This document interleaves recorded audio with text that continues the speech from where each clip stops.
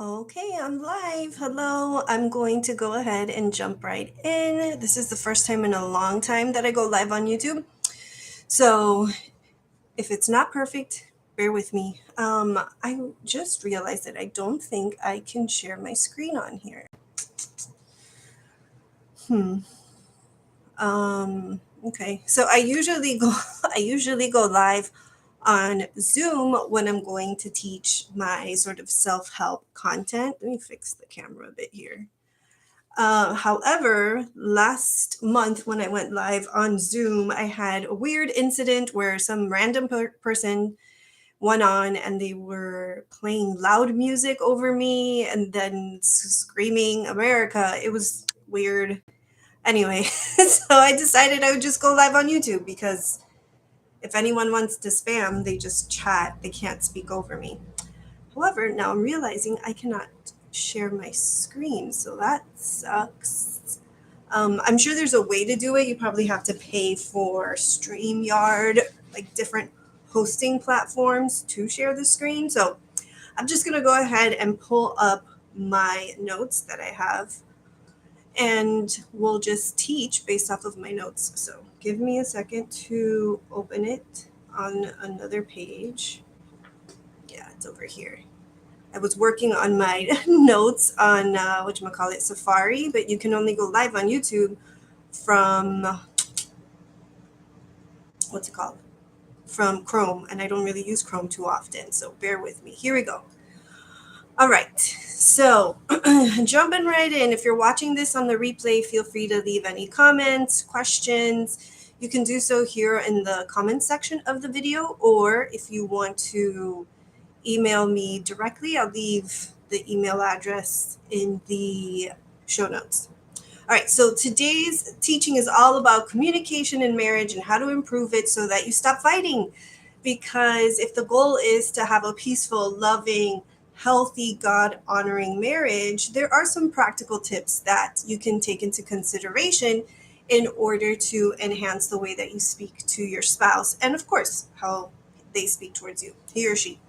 Anyway, so I am Melly Rentas. I have my master's in mental health counseling. I'm a registered mental health counselor intern in the state of Florida. I am a lifelong Christian, so everything that I present always comes from that biblical sort of worldview, integrating that with mental health and training that I've done in that area. So my mission is to help women just really learn to take control and responsibility of their mind and their thoughts so that you can live peacefully. This presentation is for educational purposes only. If there's a Bible verse that I share and it really stands out to you, I always encourage you, highly encourage you to take out your Bible when you have the chance and read the whole verse in context, which means just read the whole chapter and really see what God is trying to say in that whole passage. And if you have any questions, I always encourage you to, schedule a meeting with your pastor to learn a little bit more. Or if you have the opportunity, just to ask him a quick question before or after service on Sunday, feel free to do that. And if you don't already have sort of a spiritual, godly mentor in your life, if you're a woman, having that godly woman that, just is full of wisdom and can really pour out just biblical understanding, when it comes to certain passages, always having someone like that is really important. I encourage you to pray to find someone like that in your church.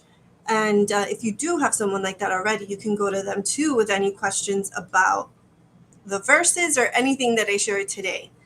Something, a sort of last disclaimer, I really just have this burden in my heart to start with is some information on domestic violence and marriage, because from what I can see and what I learn constantly, unfortunately, especially in the Christian community, there's a lot of denial about how serious and how common domestic violence is.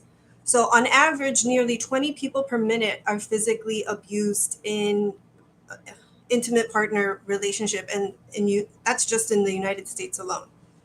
And that's according to the National Coalition Against Domestic Violence. the number of women killed by a current or former male partner added up to nearly double the soldier lost lives in the war in Afghanistan and Iraq during the same 11-year time frame. So during the 11-year time frame of war, there was the same amount of women, right? No, double, excuse me. Double the amount of women died because of domestic violence compared to how many soldiers died. So the reason why I share all this is to start opening our eyes to the truth. It's like nervous laughter there because I see this a lot as a counselor, and it's heartbreaking. And to see it sort of being denied in the church, like it's not happening or not a big deal, is problematic. So if you're in this position, it's important that you connect with your local domestic violence unit at the sheriff's office. It's really important to know that marriage counseling is not helpful in these situations, and because the law is being broken. So there needs to be consequences, and it's really, really important. Sometimes marriage counseling can make things worse. Loving your spouse well means giving him or her the opportunity and the support that they need to truly heal. And that means oftentimes that they have to do court ordered, certified intervention programs for domestic violence.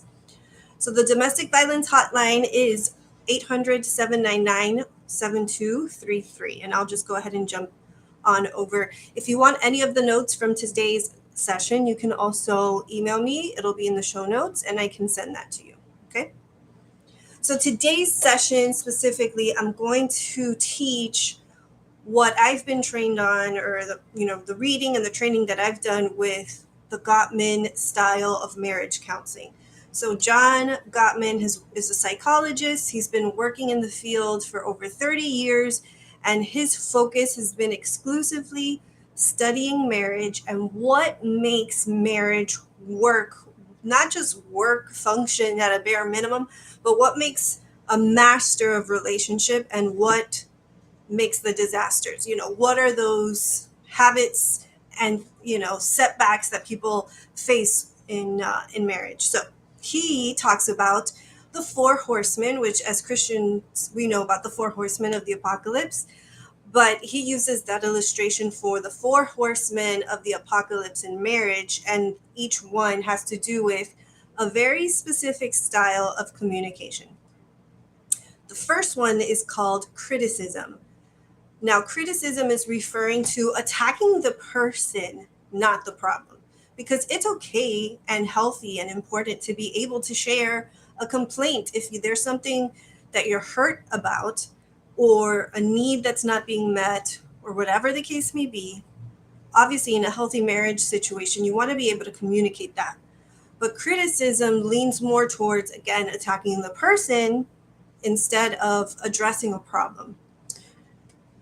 So when you share complaints and you want to do it in a healthy way, it's important for you to take responsibility for your own feelings and communicate what you need, while also having the mindset and the goal of wanting to work together to figure out a solution, and being able and open to have a healthy discussion and work together to find compromise.